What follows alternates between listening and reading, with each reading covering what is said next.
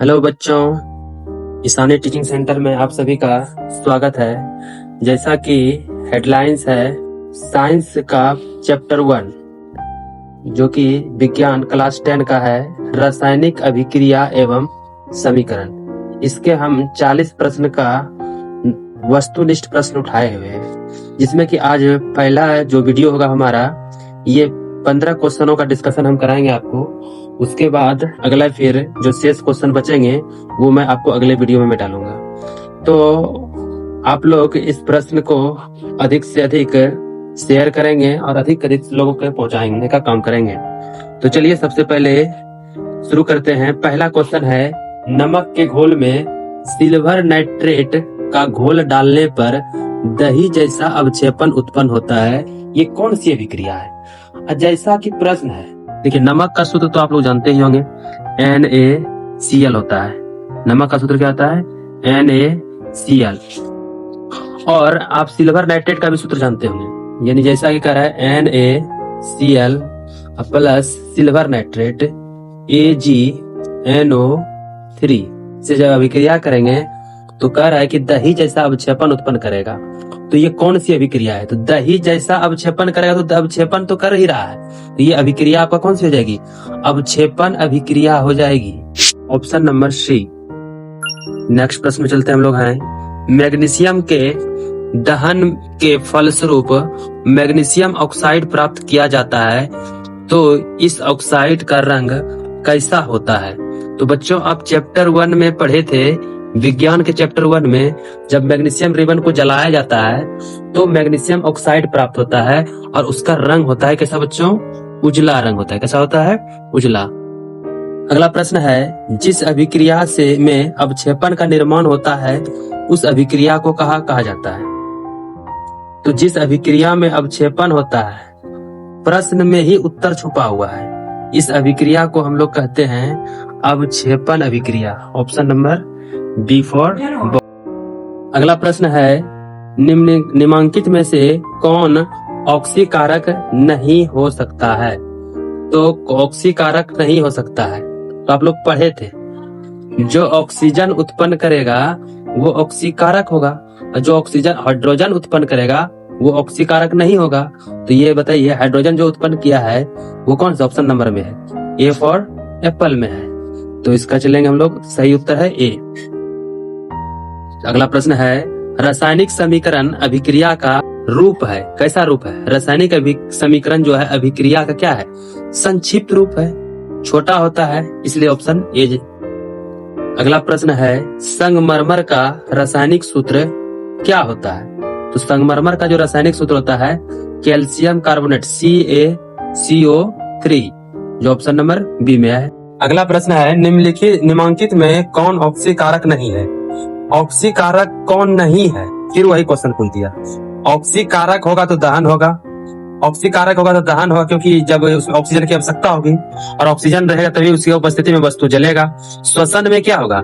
श्वसन में आप लोग ऑक्सीजन लीजिएगा, इसमें भी ऑक्सीजन चाहिए, दहन में भी ऑक्सीजन चाहिए और भोजन को पचाने में भी ऑक्सीजन चाहिए। यानी कि तीनों जो ये ऑप्शन है वो ऑक्सीकारक है, लेकिन यहाँ एक ऑप्शन जो अवक्षेपण है वो ऑक्सीकारक नहीं है, जो ऑप्शन नंबर डी में जाना चाहेंगे हम लोग। अगला प्रश्न, एक बात और, आप लोग देखिए, प्रत्येक प्रश्न को जो पूछा जाता है ना, बच्चे क्या करते हैं, इसमें गलती कर देते हैं। गलती क्या करते हैं कि निम्नलिखित में कौन ऑक्सीकारक, बस इतना सा ही पढ़े, नहीं का ध्यान ही नहीं देते हैं वो लोग बच्चे, और इसमें क्या करते हैं, आंख कनमुन के दहन में ऑप्शन में मार देते हैं, कोई श्वसन में मार दिया, और जबकि इनको पता ही नहीं चलता है कि इसमें क्या करना चाहिए। इसलिए प्रश्न को थोड़ा सा पूरा पढ़ा कीजिए, तभी उसका उत्तर देने का प्रयास कीजिए। इसलिए अब चलते हैं नेक्स्ट प्रश्न में, लेड नाइट्रेट चूर्ण को एक परख नली में लेकर गर्म करने पर भूरे रंग का धुआं उत्सर्जित होता है, यह धुआं होता है।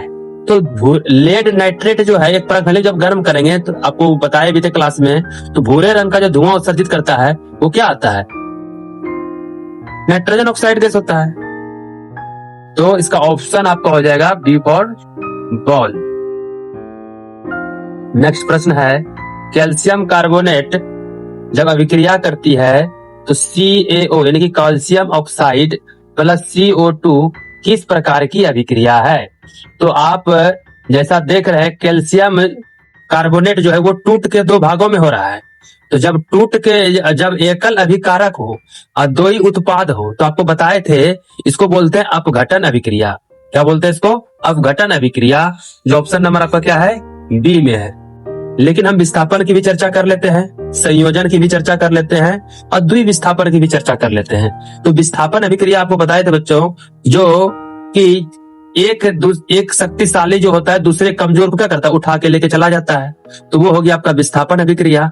संयोजन में क्या होता है? दो अभिकारक होता है और एकल क्या हो जाता है? उत्पाद होता है। तो वो हो गया आपका संयोजन अभिक्रिया। और द्विविस्थापन में क्या होता है? ये उसका और वो उसका अभिकारक में दो तत्व भाग लेते हैं और दोनों तत्व आपस में क्या करते हैं? संयोग कर करके एक दूसरे के साथ मिल जाते हैं, तो इसको बोलते हैं द्विविस्थापन अभिक्रिया। तो नेक्स्ट प्रश्न में हम लोग चलते हैं, निम्नलिखित में से कौन अवकारक है? क्या पूछा जी? अब अवकारक। देखिए हर एक बार प्रश्न को बदल रहा है, कभी अवकारक नहीं है, कभी ऑक्सीकारक नहीं है। इसका एक ही इलाज है और वो है इलाज रिडक्शन और ऑक्सीडेशन। जो इस इंग्लिश वर्ड को दो को जान गए, ऑक्सीडेशन और रिडक्शन, तो इसको कहीं भी प्रश्न अगर पूछ देगा तो आप दिक्कत नहीं होगा आपको। जैसा कि आप जानते हैं ऑक्सीडेशन में क्या होता है बच्चों? ऑक्सीजन की वृद्धि होती है और हाइड्रोजन की हानि होती है। लेकिन वही रिडक्शन में क्या होता है? ऑक्सीजन की हानि होती है और हाइड्रोजन की वृद्धि होती है।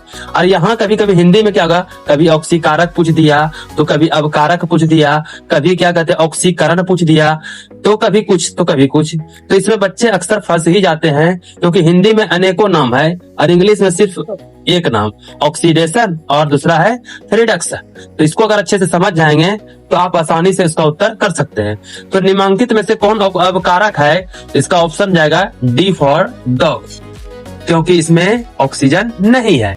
अगला है प्रश्न, श्वसन किस प्रकार की रासायनिक अभिक्रिया है? तो श्वसन जो है एक प्रकार की, फिर वही बात हो गया, अपचयन हो गया, उपचयन हो गया। अब देखिए एक ऊष्माक्षेपी भी आ गया, ऊष्माशोषी भी आ गया। तो देखिए ऊष्माक्षेपी और उपचयन, ऊष्माक्षेपी भी हो सकता है इसका आंसर और उपचयन भी हो सकता है, क्योंकि श्वसन में ऑक्सीजन को हम लोग लेते हैं और जब देखिएगा नाक से जब सांस आप छोड़ते हैं उससे गर्म ऊष्मा भी निकलती है। तो अब क्या किया जाए? ए ऑप्शन में जाया जाए या सी ऑप्शन में जाया जाए? देखिए एक बात का ध्यान जरूर रखिएगा आप लोग, जब प्रश्न में जब सबका हेड बैठा रहे तो उसको यानी कि पप्पा जी, तो पप्पा जी के साथ जाना पसंद करेंगे, ना कि उसके बेटे के साथ में। तो इसका ऑप्शन जाएगा ए फॉर एप्पल, यानी कि 11 का ए हो जाएगा उपचयन, क्योंकि श्वसन में ऑक्सीजन की आवश्यकता होती है। अगला प्रश्न है, शरीर में भोजन का पाचन किस प्रकार की अभिक्रिया है? तो देखिए शरीर जब भोजन, अभी देखिए पहले भी प्रश्न हुआ था जो आप देखे थे कि शरीर में जो भोजन का पाचन होता है वो एक प्रकार का ऑक्सीकरण अभिक्रिया है। अभी तुरंत चर्चा किए थे ऊपर वाले प्रश्न में, जो कि श्वसन था, भोजन का पाचन था और क्या कहते हैं कृत दहन था। तो तीनों क्या था, किसका उदाहरण था? ऑक्सीकरण का ही उदाहरण था। तो आप उसको भी देख करके इसका ऑप्शन मार सकते थे। इसका आंसर हो जाएगा बी फॉर बॉल। नेक्स्ट प्रश्न है, निम्नलिखित में कौन ऑक्सीकारक है? फिर ऑक्सीकारक, फिर आपको प्रश्न वही ऑक्सीकारक पूछ दिया। तो ऑक्सीकारक में होता क्या? ऑक्सीजन की वृद्धि होती है। ये ऑप्शन में कहाँ चला जाएगा आपका? D for dog. आपको जो है ना बस ये ऑक्सीडेशन और रिडक्शन दो चीज समझ लीजिए, बाकी आपका नैया पार हो जाएगा, क्योंकि परीक्षा में इंग्लिश और हिंदी दोनों में लिखा रहता है।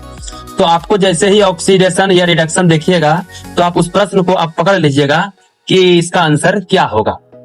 तो थोड़ा सा वीडियो को शेयर भी करेंगे, लाइक भी करेंगे और चैनल को सब्सक्राइब भी करने का प्रयास करेंगे, ताकि उससे हमें एक मोटिवेशन मिलता है कि और अधिक से अधिक आपके वीडियो हमें बना सकूं। और नेक्स्ट प्रश्न है भौतिक परिवर्तन। देखिए जब आप लोग रसायन शास्त्र पढ़ते हैं उसमें दो परिवर्तन होता है, एक भौतिक परिवर्तन और एक होता है रासायनिक परिवर्तन। और भौतिक परिवर्तन क्या होता है? वो अस्थायी परिवर्तन होता है, जबकि रासायनिक परिवर्तन क्या होता है? अस्थायी परिवर्तन होता है। देखिए आप पढ़े भी होंगे भौतिक परिवर्तन में क्या होता है, अवस्था तो बदलता है लेकिन पुनः उस अवस्था में आ सकता है। जैसे पानी अगर को लें, पानी से हम बर्फ बना सकते हैं, यानी कि तरल पदार्थ से ठोस में बनाएंगे, लेकिन ठोस से पुनः हम लोग तरल बना सकते हैं। लेकिन वहीं अगर कोई पेड़ है और पेड़ को जड़ से काट दिया जाता है और पुनः हम वही पेड़ को प्राप्त करना चाहेंगे तो तुरंत हम वो पेड़ को प्राप्त नहीं कर सकते। जैसे मान लिया दूसरा उदाहरण लेते हैं, केला है और केला आपका क्या हुआ, खराब हो गया, तो पुनः तो उसमें हो गया रासायनिक अभिक्रिया। पुनः आप अगर चाहेंगे उस तरह का केला प्राप्त करने के लिए तो पुनः आपको वो केला प्राप्त नहीं होगा। या फिर दूसरा उदाहरण और ले सकते हैं हम लोग, दही। दूध से हम लोग दही बना सकते हैं, लेकिन दही से दूध हम लोग नहीं बना सकते हैं। ये कौन सी अभिक्रिया है? रासायनिक अभिक्रिया है। ये इसका आंसर क्या हो जाएगा आप लोग बताइए कमेंट सेक्शन में। तो इसका ऑप्शन हो जाएगा आपका ए फॉर एप्पल, क्योंकि भौतिक परिवर्तन एक अस्थायी परिवर्तन है। आज का आखिरी सवाल हम लोग लेके चलेंगे, जो कि 15वां प्रश्न है। निम्नलिखित में से कौन ऑक्सीकरण की क्रिया नहीं है? फिर वही प्रश्न, ऑक्सीकरण की प्रक्रिया नहीं है। अभी तुरंत आपने चर्चा किया था इसका, दहन है, श्वसन है, भोजन का पाचन है। तो दहन, श्वसन, भोजन का पाचन ये सभी क्या है? ऑक्सीकरण क्रिया है। और जबकि अवक्षेपण क्या है? ऑक्सीकरण अभिक्रिया नहीं है। तो ऑप्शन क्या जाएगा आपका? D for dog. और चैनल को आप लोग थोड़ा सा सब्सक्राइब करेंगे और अधिक से अधिक लाइक करेंगे और शेयर करेंगे वीडियो को। बहुत बहुत धन्यवाद आप लोग को टीचिंग सेंटर में।